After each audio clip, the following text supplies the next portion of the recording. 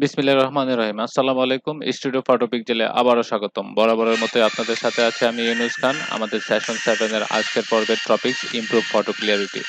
আজ আমরা দেখব একটা ঘোলা ঝাপসা ইমেজকে কিভাবে ক্লিয়ার একটা মোড দেওয়া যায় অতি সহজে এবং ছোট্ট একটা ট্রিক্স।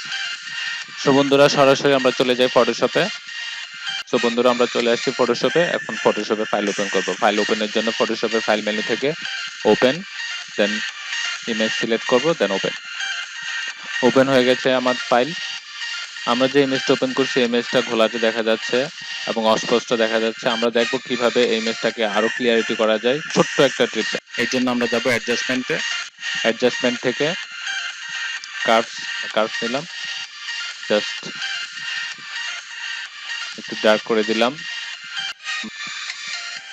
যখন উপরের দিকে ট্র্যাক করব তখন লাইট হবে, নিচের দিকে হলে ডিপ হবে। আমরা একটু ডিপ করলাম। দেখেন এখানে একটা ব্লু কাস্ট চলে আসছে। ওভারঅল ইমেজে একটা ব্লু কাস্ট আছে। আমরা ব্লু কাস্টটা একটু কমাই দেব, ব্লুটা একটু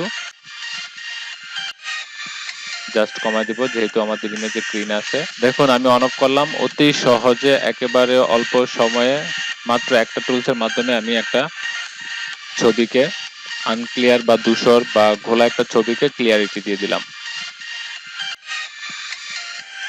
একেবারে ছোট টিপস, সামনে আরো ছোট ছোট টিপস আসবে।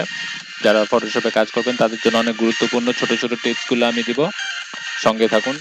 সাথে থাকার জন্য সকলকে অসংখ্য ধন্যবাদ।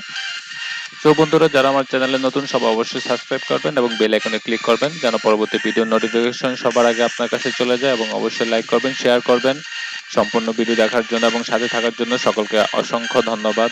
আল্লাহ হাফিজ।